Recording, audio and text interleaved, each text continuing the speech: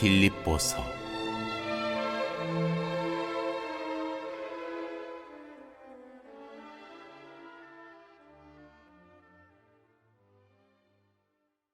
빌립보서는 바울이 행복에 가득 차서 보낸 편지입니다. 그 행복은 전염성이 강합니다. 몇 절만 읽어도 금세 그 기쁨이 전해지기 시작합니다. 춤을 추는 듯한 단어와 기쁨의 탄성은 곧장 우리 마음속에 와 닿습니다. 그러나 행복은 우리가 사전을 뒤적거리 알 수 있는 그런 단어가 아닙니다. 사실 그리스도인의 삶의 특성 가운데 책을 보고 익힐 수 있는 것은 하나도 없습니다. 그 삶의 특성을 익히려면 도제제도 같은 것이 필요합니다. 수년간 충실한 훈련을 통해 몸에 익힌 것을 자신의 모든 행실로 보여주는 사람에게 직접 배워야 합니다. 물론 설명을 듣기도 하겠지만 제자는 주로 스승과 날마다 친하게 지내면서 기능을 배우고 타이밍과 리듬, 터치 같은 미묘하지만 절대적으로 필요한 기법을 익힙니다. 바울이 빌립보라는 도시의 그리스도인들에게 보낸 편지를 읽다 보면 스승을 대하는 것 같은 느낌이 듭니다. 바울은 우리에게 행복해질 수 있다고 말하거나 행복해지는 법을 말해주지 않습니다. 다만 분명히 알 수 있는 것은 그가 행복하다는 사실입니다. 그 기쁨은 그가 처한 상황과는 무관했습니다. 그는 감옥에서 편지를 썼고 그의 활동은 경쟁자들의 공격을 받고 있었습니다. 그는 예수를 섬기며 20회가 넘도록 혹독한 여행을 한 끝에 지쳐 있었고 어느 정도 위안도 필요했을 것입니다. 그러나 바울이 내면으로 경험한 메시아 예수의 생명이 견줄 때 그가 처한 상황은 그다지 중요하지 않았습니다. 왜냐하면 그 생명은 역사의 특정 시점에 한 번 나타나는 것으로 그치는 것이 아니라 이후에도 끊임없이 나타나서 그분을 영접하는 사람들의 삶으로 흘러들고 계속해서 사방으로 넘쳐 흐르기 때문입니다. 그리스도인의 행복을 설명해 주는 것은 바로 이 넘쳐 흐르는 그리스도의 생명입니다. 기쁨은 충만한 생명이며 어느 한 사람 안에 가두어둘 수 없는 넘쳐 흐르는 것이기 때문입니다.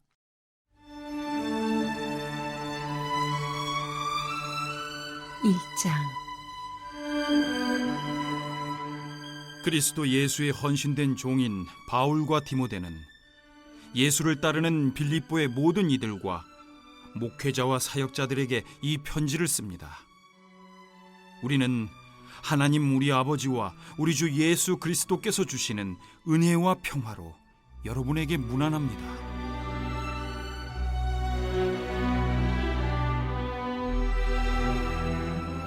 예수께서 자랑스러워하실 삶. 나는 여러분을 떠올릴 때마다 하나님께 감사의 탄성을 지릅니다. 그 탄성은 기도로 이어져 어느새 나는 기쁜 마음으로 여러분을 위해 기도하게 됩니다. 나는 여러분이 하나님의 메시지를 들은 날부터 지금까지 메시지를 믿고 전하는 일에 우리와 함께 해주어서 얼마나 기쁜지 모릅니다. 여러분 안에 이 위대한 일을 시작하신 하나님께서 그 일을 지속하셔서 그리스도 예수께서 오시는 그날에 멋지게 완성하실 것을 나는 조금도 의심치 않습니다. 내가 여러분을 이렇게 생각하는 것은 결코 비현실적인 공상이 아닙니다. 내가 기도하고 바라는 것은 분명한 현실에 근거한 것입니다. 내가 감옥에 갇혀 있을 때나 재판을 받을 때나 잠시 감옥에서 풀려났을 때에도 여러분은 한결같이 나와 함께 해주었습니다. 그 과정에서 여러분과 나는 하나님께서 넉넉히 도와주시는 것을 경험했습니다. 지금도 내가 여러분을 얼마나 사랑하고 그리워하는지 하나님은 아십니다. 이따금 나는 그리스도께서 생각하시는 것만큼이나 절절히 여러분을 생각합니다. 그래서 나는 여러분의 사랑이 풍성해지고 여러분이 많이 사랑할 뿐 아니라 바르게 사랑하게 해주시기를 기도합니다. 적절하게 사랑하는 법을 익히십시오. 여러분의 사랑이 감정의 분출이 아니라 진실하고 지각 있는 사랑이 되려면 지혜로워야 하고 자신의 감정을 살필 줄 알아야 합니다. 사랑하는 삶을 살되 신중하고도 모범적인 삶, 예수께서 자랑스러워하실 삶을 사십시오.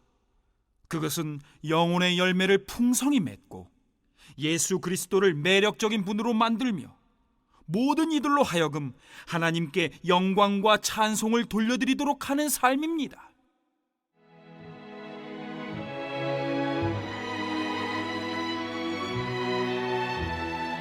아무도 가둘 수 없는 메시지. 친구 여러분, 내가 이곳에 갇힌 것이 본래의 의도와는 정반대의 결과를 낳았음을 여러분에게 알리고자 합니다. 메시지가 짓눌리기는커녕 오히려 더 번성했습니다. 내가 메시아 때문에 감옥에 갇혔다는 사실을 이곳의 모든 병사와 그 밖의 모든 사람이 알게 되었습니다. 그 사실이 저들의 호기심을 자극해 이제는 저들도 그분을 많이 알게 되었습니다. 그뿐 아니라 이곳에 있는 그리스도인 대다수가 자신들의 믿음을 전보다 더 확신하게 되었고 하나님과 메시아에 대해 두려움 없이 말하게 되었습니다. 물론 이 지역에 있는 어떤 이들은 내가 없는 틈을 이용해 사람들의 주목을 한번 끌어보려고 그리스도를 전하는 것이 사실입니다. 그러나 다른 사람들은 이 세상에서 가장 선한 마음으로 그리스도를 전합니다. 그들은 내가 이곳에서 메시지를 변호하고 있음을 알고는 순수한 사랑의 마음에서 나를 도우려 합니다. 그러나 어떤 사람들은 내가 사라지자 이 일에서 뭔가를 얻으려는 탐욕스러운 마음으로 이 일을 합니다. 그들은 악한 동기로 행하는 것입니다. 그들은 나를 경쟁자로 여기고 나의 상황이 악화될수록 자신들의 상황은 더욱 나아진다고 생각합니다. 그러면 내가 어떻게 반응해야겠습니까? 나는 그들의 동기가 순수하지 않든 악하든 분명치 않든 간에 신경 쓰지 않기로 했습니다. 그들 가운데 누구라도 입을 열 때마다 그리스도가 전파되니 그저 박수를 보낼 뿐입니다. 나는 이 일이 어찌 될지 알기에 계속해서 그들을 응원할 것입니다. 믿음으로 드리는 여러분의 기도와 넉넉하게 응답하시는 예수 그리스도의 영으로 말미암아 그리스도께서 내 안에서 그리고 나를 통해 하시려는 모든 일이 이루어질 것입니다. 나는 내가 하던 일을 계속할 것입니다. 나는 부끄러울 것이 하나도 없습니다. 살든지 죽든지 감옥에 갇혀있는 나에게 일어나는 모든 일이 그리스도를 더욱 정확하게 알리는 데 도움이 됩니다. 저들은 내 입을 다물게 하기는커녕 오히려 내게 설교단을 마련해 준 셈입니다. 나는 살아서는 그리스도의 심부름꾼이고 죽어서는 그리스도의 선물입니다. 지금의 삶과 훨씬 더 나은 삶, 어느 쪽이든 내게는 유익입니다. 이 육신을 입고 사는 동안 내가 해야 할 선한 일이 있습니다. 지금 당장 선택해야 한다면 나는 어느 쪽을 선택해야 할지 모르겠습니다. 어려운 선택이 아닐 수 없습니다. 이 세상에서 그만 육신의 장막을 걷고 그리스도와 함께 있고픈 마음이 간절합니다. 어떤 날은 정말 그러고 싶은 마음뿐이지만 여러분이 겪고 있는 일이 있으니 내가 이 세상에서 끝까지 견디는 것이 더 낫겠다는 확신이 듭니다. 그러므로 나는 하나님을 신뢰하는 이 삶에서 여러분의 성장과 기쁨이 지속되도록 여러분의 동료로 여러분 곁에 좀 더 머물러 있으려고 합니다. 내가 여러분을 다시 방문하는 날 멋진 재회를 기대해도 좋습니다. 그날에 우리는 그리스도를 찬양하며 서로 기뻐할 것입니다. 그때까지 그리스도의 메시지에 어울리는 명예로운 삶을 사십시오. 여러분의 행동이 내가 가고 안 가고에 따라 달라져서는 안 됩니다. 내가 여러분에게 가서 직접 보든 멀리서 소식만 전해 듣든 간에 여러분의 행동은 한결같아야 합니다. 한 비전을 품고 한 마음으로 굳게 서서 사람들이 메시지, 곧 복된 소식을 신뢰하도록 분투하십시오. 대적하는 자들 앞에서 조금도 위축되거나 몸을 빼는 일이 없게 하십시오. 여러분의 용기와 하나됨은 적들에게 분명 위협이 될 것입니다. 그들이 직면한 것은 패배요, 여러분이 직면한 것은 승리입니다. 이 둘은 모두 하나님에게서 오는 것입니다. 이 삶에는 그리스도를 신뢰하며 사는 것만 있는 것이 아니라 그리스도를 위해 받는 고난도 있습니다. 고난은 신뢰만큼이나 값진 선물입니다. 여러분은 내가 어떤 싸움을 싸워왔는지 보았고 지금도 이 편지를 통해서 계속 소식을 듣고 있습니다. 여러분도 똑같은 싸움을 지금 하고 있습니다. 이 문단에서는 삶으로 복음에 참여함, 고난과 수고로 하나님 은혜에 참여함, 사랑과 관심과 기도로 참여하는 것에 대해 묵상해 보시기 바랍니다. 당시 서신은 발신자, 수신자, 문안 인사로 시작합니다. 발신자가 바울과 디모데로 등장하지만 진정한 발신자는 사도 바울이죠. 서신은 대체적으로 즉 바울이 발신자로 나타납니다. 그런데도 바울은 발신자 자리에 디모데를 넣을 뿐 아니라 자신과 함께 그를 그리스도 예수의 종이라고 말합니다. 이는 디모데가 빌립보 교회에서 권위 있는 사역자로 인정되기를 바라기 때문이고, 또한 디모데가 앞으로 빌립보 교회에 가서 해야 할 사역의 막중함 때문이기도 합니다. 2장 19절 이하를 참조하세요. 수신자는 감독들과 집사들과 함께 있는 빌립보의 그리스도 예수 안의 모든 성도들입니다. 바울은 의도적으로 감독들, 집사들, 함께, 모든 등의 표현을 써가며 빌립보 교회가 온전히 연합하기를 바라는 마음을 나타내고 있습니다. 2절은 축복 인사인데요. 발신자와 수신자가 언급된 후에 축복하고 있습니다. 이 인사말은 당시 서신의 짧은 인사말과는 달리 좀 길고 특별한 내용을 담고 있죠. 두 가지 중요한 특징이 있습니다. 첫째, 하나님의 평강, 샬롬으로 인사했던 당시 유대인들의 일반적인 인사말과는 달리 은혜가 함께 등장합니다.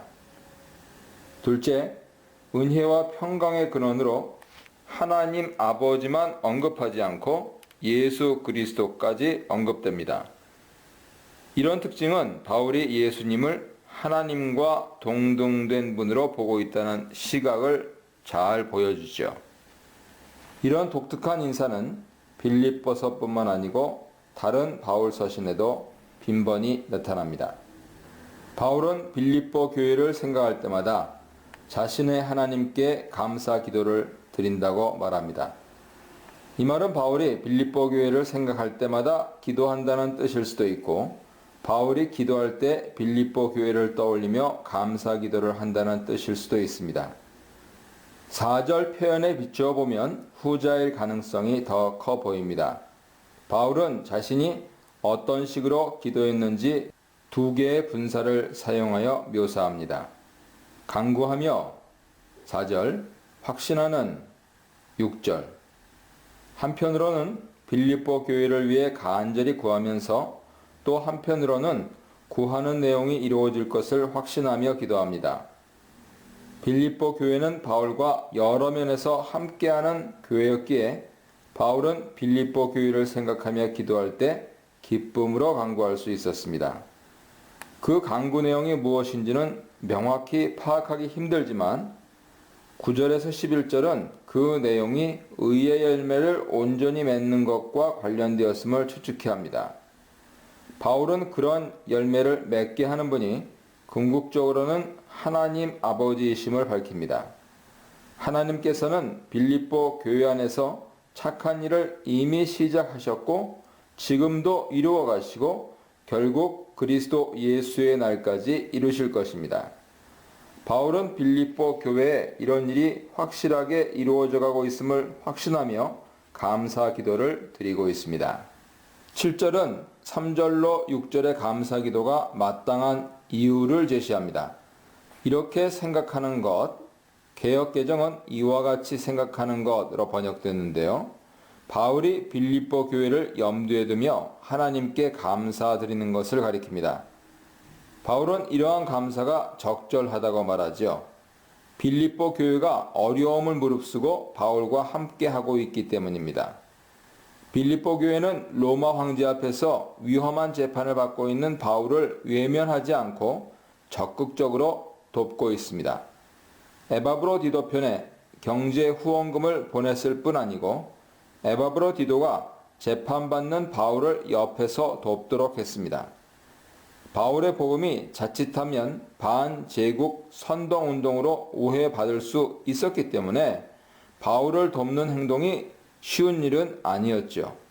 바울은 이런 상황에서도 자신을 도우며 함께하는 빌립보 교회가 나와 함께 은혜에 참여한 자가 됨을 명확히 밝힙니다. 8절은 감사 기도 끝에 부가적으로 첨가하는 내용입니다. 이 첨가 구절에는 바울과 빌립보 교회 사이의 끈끈한 관계가 압축적으로 잘 드러나 있습니다. 이들의 깊은 관계는 이미 3절로 7절에서 기쁨으로 강구, 첫날부터 지금까지 교제, 확신, 마땅함, 참여 등을 통해서 지속적으로 암시되었는데요. 8절에 가서는 이들 사이의 사랑의 관계 표현이 절정에 다다릅니다.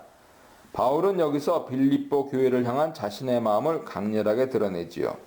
8절에 있는 그리워하다라는 단어는 다른 사람을 강렬하게 보고 싶음을 나타내는 표현이고, 또한 예수 그리스도의 심장으로라는 표현은 빌립보 교회를 향한 바울의 간절함을 가장 극명하게 드러내는 표현입니다. 예수님께서 빌립보 교회를 사랑하시듯 바울도 그들을 사랑합니다. 9절은 문법적으로는 사랑이 풍성해지기를 기도하는 내용이지만 사실 의미상의 초점은 지식과 총명이 많아지기를 간구하는 내용입니다. 빌립보 성도들의 사랑이 지식과 총명으로 채워지기를 간구하기 때문이죠. 빌립보 교회는 어려운 처지에 있는 바울과 함께하며 그를 경제적으로 도왔습니다. 이는 빌립보 교회가 가진 사랑의 모습이죠. 바울은 이런 그들의 사랑의 모습이 한층 더 높은 차원으로 나아가 풍성해지기를 원합니다.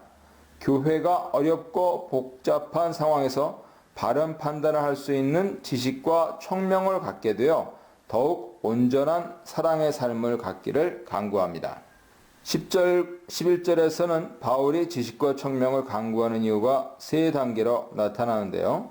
먼저 10절 상반절에서 지식과 총명이 있어야 선한 것을 바르게 분별하게 되고 10절 중반절에서 11절 상반절까지 바르게 분별해야 허물없이 그리스도의 날까지 이르게 되고 11절 중반절에서 결국 그렇게 허물없이 바른 열매를 맺어야 하나님께 영광을 드리게 된다 하는 세 단계로 나타납니다. 이 세 가지는 논리적으로 자연스럽게 연결되어 있습니다. 10절에 지극히 선한 것들을 분별하여 라는 말은 유대주의자의 종교적 영향력을 염두에 둔 표현일 수 있습니다. 그들은 율법을 근본으로 하여 무엇이 가장 중요한 것, 선한 것인지를 선택하기를 요구했습니다.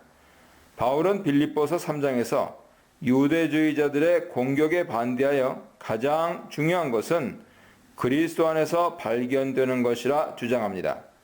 11절의 의의 열매는 하나님을 기쁘시게 하는 삶의 윤리적 모습으로 이해됩니다.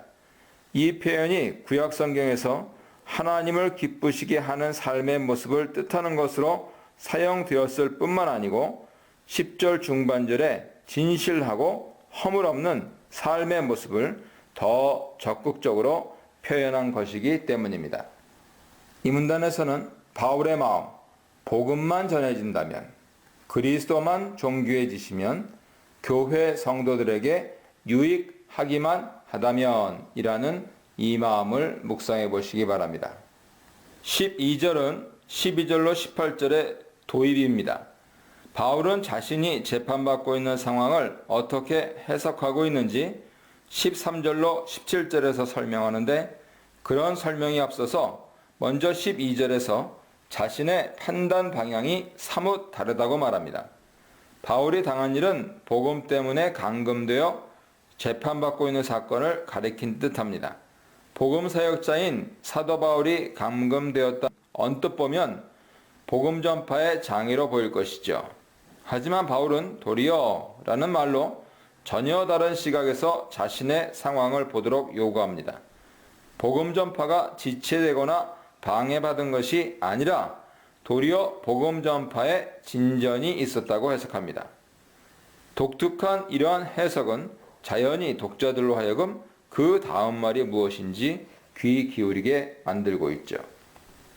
13절로 17절은 12절에서 단정적으로 제시한 판단과 해석에 대해 자세히 설명합니다.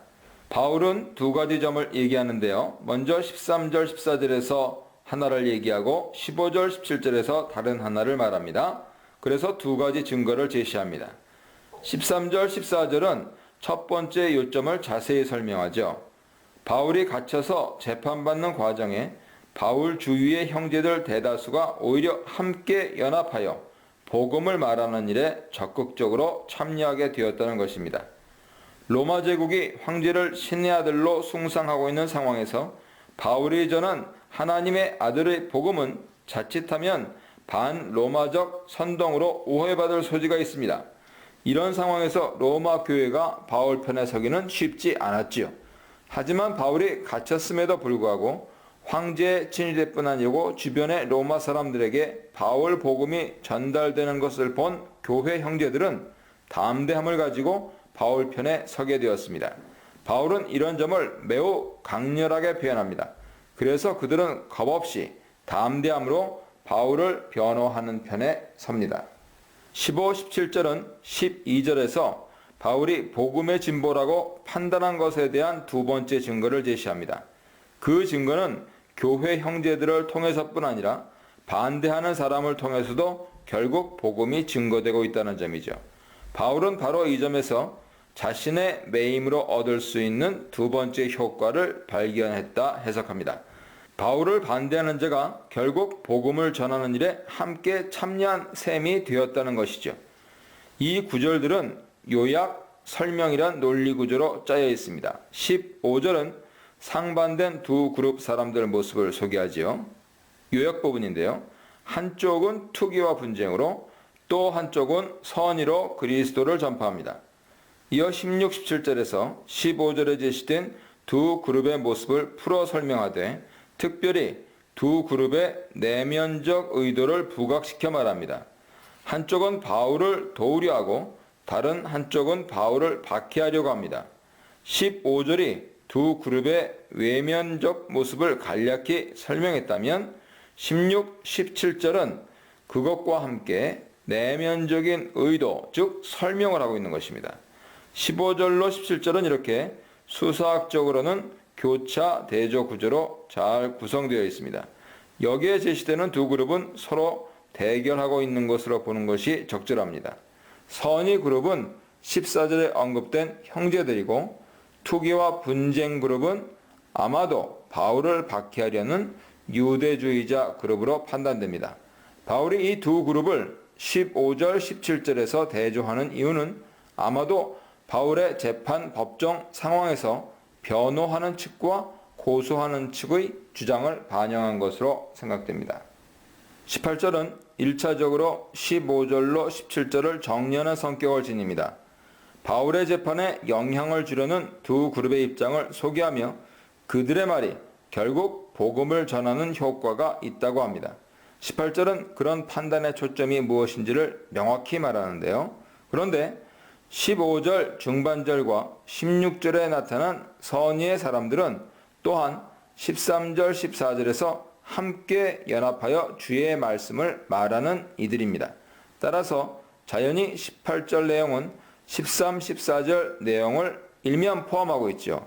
바울은 한편으로는 자신의 갇힘으로 형제들이 연합하여 복음을 전파하는 모습을 말하고 이어 재판 상황에서 이들을 통해서뿐 아니라 대적자를 통해서도 복음이 전파된다고 말합니다. 그리고 이런 모든 판단의 초점을 18절에서 최종 정리하죠. 이렇듯 18절은 13절로 17절을 모두 한꺼번에 압축하여 정리하고 있습니다. 19절로 21절은 12절 18절에서 바울이 왜 자신의 안위는 아랑곳 않고 그리스도가 전파되는 것에 집중하는지 그 이유를 제시합니다. 먼저 19절 20절에서 그 이유를 자세히 설명하고 나서 21절에서 다시 한번 간략히 요약하죠. 19절과 21절의 앞부분에 등장하는 이유를 나타내는 접속사 가르, 영어로는 그냥 for로 하는데요. 이런 구성을 암시하고 있습니다. 19절 20절에서 바울은 자신의 내면의 생각을 소개합니다. 자신의 안위가 위태한 상황에서 어떻게 복음의 진보라고 판단할 수 있는지 그 내면의 논리를 말하고 있습니다. 바울은 자신의 진정한 구원이 삶의 바른 모습과 직결되어 있고 이런 모습은 옆에서 돕는 공동체의 중보로 도움을 받을 뿐 아니라 근본적으로는 바르게 살 수 있는 힘을 공급하시는 성령님의 도우심에 근거한다고 말합니다. 바로 이런 참 구원의 소망 때문에 바울 자신이 살든지 죽든지 이후 어떤 판결이 내려지든지 오로지 그리스도가 존귀하게 되는데 관심을 둡니다. 이런 바울의 결론은 21절에서 압축됩니다. 내 안에 사신 분은 그리스도이기에 결국 내가 그리스도를 전파하는 일로 사형 판결이 나는 것도 유익하다고 말합니다. 24절 이하는 이야기의 방향을 새롭게 전환하는데요. 바울은 19, 21절에서 자기 몸의 안위보다 그리스도의 복음을 더 중시한 이유를 설명합니다. 자신의 종말론적 최종 구원이 목표이기 때문이죠. 하지만 이런 말을 할 때 청중에게는 몇 가지 의문, 오해가 생길 수 있습니다. 첫째, 바울이 자신의 영적 구원만 생각하느냐는 오해죠. 즉, 영적 구원만 중요하고 몸의 삶은 의미 없는가 하는 의문이죠. 둘째, 바울이 결국 여기서 죽게 되는가 하는 궁금증. 즉, 지금 진행되는 재판에서 바울이 사형 선고를 받게 될 것이구나 하는 오해였습니다. 바울은 이런 오해와 의문의 소지를 막습니다. 먼저 22절로 24절은 두 가지 관심에 대해 말합니다. 첫째는 바울이 육신의 삶 자체, 즉 몸을 경시하지 않는다 하는 점이고, 둘째는 바울이 자신만 생각하지 않고 교회 공동체를 염두에 두고 생활한다 하는 점이죠. 이 두 가지에 대한 입장을 밝힘으로 19, 21절 앞에서 한 이야기는 더욱 설득력을 얻습니다. 이어 25절, 26절은 현재 진행 중인 재판에 대한 바울의 예측을 소개합니다. 긍정적입니다. 이런 예측은 바울 자신이 죽음을 두려워해서 말한 것도 아니고 무조건 상황을 긍정적으로 보려는 시각 때문도 아닙니다. 오히려 현재 재판 국면에 대한 사실적이고 객관적인 판단으로 보이죠. 바울은 이런 현실적 판단이 빌립보 교회 공동체에 도움이 된다고 생각합니다. 이 문단에서는 하늘나라 시민으로 복음에 합당하게 고난에 담대하게 사는 점에 대해서 묵상해 보시기 바랍니다. 27절로 28절 상반절은 빌립보서의 핵심 구절이죠. 바울이 빌립보 교회에 전하고자 하는 권면의 핵심을 담고 있습니다. 바울은 자신의 상황 설명을 토대로 해서 권면의 핵심을 제시한 후에 그 권면 내용을 자세하게 풀어 제시합니다. 따라서 27절로 28절 상반절은 빌립보서의 중심으로 그 구절 전후를 연결하는 기능을 하고 있습니다. 복음에 합당하게 생활하라는 27절 상반절의 권면은 27절 하반절, 28절 상반절에서 두 가지 세부 권면으로 나뉩니다. 첫째는 교회가 하나로 연합하라는 것과 둘째는 대적자를 두려워 말라는 것이죠. 이 두 가지 세부 권면은 이미 바울의 상황 설명에 예견되어 있었습니다. 바울은 어려운 상황 속에서 주위 대다수 형제들이 자기와 함께하고 있다고 말했고, 또한 자신이 대적자의 공격을 두려워하지 않으며 도리어 복음이 전파된다고 생각했음을 말했습니다. 이러한 상황 해석은 빌립보 교회를 향한 권면에 좋은 리트머스 시험대가 됩니다. 왜냐하면 빌립보 교회와 바울은 유사한 상황에서 동일한 싸움을 싸우고 있기 때문이죠. 하나로 연합해서 이제 빌립보 교회도 대적자와의 대결을 두려워하지 말아야 합니다. 28절 하반절에서 30절까지는 27절과 28절 상반절에서 말한 권면의 근거를 제시합니다. 이런 흐름은 바울이 앞에서 자신의 모습을 설명하고 그 모습의 근거를 밝혔던 것과 유사한 점이 있죠. 28절 하반절에서 바울은 복음에 합당한 생활을 하는 것의 주요 근거를 제시합니다. 그 근거의 핵심은 그런 생활이 결국 멸망이 아니라 구원에 이르게 한다는 점이죠. 바울은 앞에서 자신의 합당한 모습이 결국 자신을 진정한 구원에 이르게 한다고 말했던 것처럼 1장 19절 보세요. 빌립보 교회가 복음에 합당하게 생활하는 모습이 결국 그들의 구원을 이루는 증거가 될 것이라 단언합니다.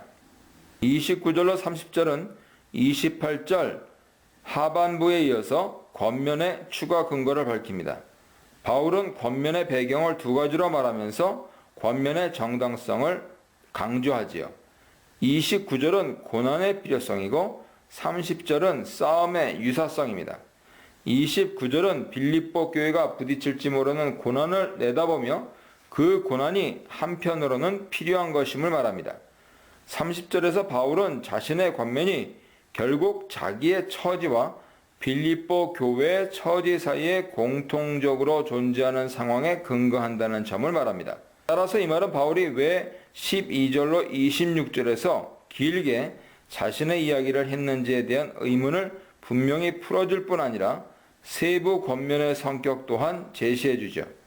바울이 설명했던 로마 교회의 연합과 대적자, 즉 로마 제국을 등에 업은 유대주의자와의 대결은 그대로 빌립보 교회의 연합과 빌립보 교회 대적자, 즉 로마 제국을 등에 업은 유대주의자와의 대결로 비추어질 수 있는 것입니다.